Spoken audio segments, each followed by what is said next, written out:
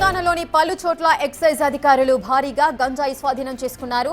రంగారెడ్డి జిల్లా నందిగామ సమీపంలోని ఓ షాపులో ఎక్సైజ్ అధికారులు దాడులు చేసి 10 కిలోల గంజాయి పట్టుకున్నారు. దీంతో పాటు గంజాయితో తయారు చేసిన చాక్లెట్లను స్వాధీనం చేసుకున్నారు.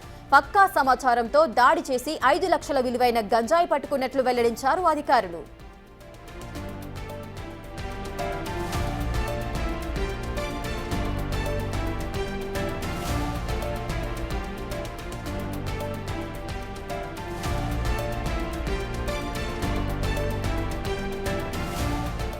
ఇన్ఫర్మేషన్ మీద ఎక్సైజ్ టీమ్ షాద్నగర్ వాళ్ళు నందిగామ విలేజ్ మెయిన్ రోడ్ పైన ఒక కిరాణా కొట్టు అండ్ హోటల్ లాగా నడుపుతున్న పింటూ సింగ్ ఇంట్లో కిరాణా షాప్లో రైడ్ చేయడం జరిగింది.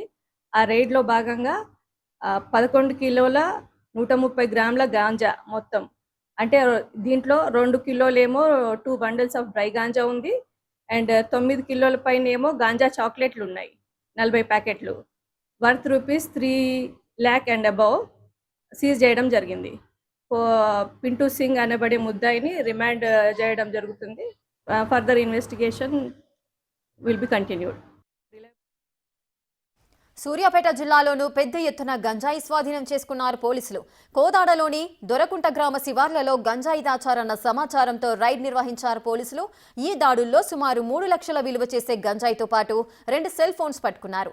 ఒడిశా నుంచి తీసుకొచ్చి ఇక్కడ గంజాయి అమ్ముతున్నట్లుగా తెలిపారు పోలీసులు. 2 నిందితుల్ని అరెస్ట్ చేసి రిమాండ్కు తరలించారు. మొత్తం ప్రాపర్టీ 2,80,000 వరకు ఉంటుంది ఈ గంజాయి విలువ. అదేవిధంగా వీళ్ళిద్దరి దగ్గర నుంచి మనం క్రైమ్ అవసరం నిమిత్తం ఇన్వెస్టిగేషన్ అవసరంతో 2 సెల్ ఫోన్లు కూడా సీజ్ చేయడం జరిగింది. ముఖ్యంగా మనం పోలీసు వారి హెచ్చరిక ఏంటంటే, ఆల్రెడీ మనం ఒక స్పెషల్ టాస్క్ పెట్టుకున్నాం.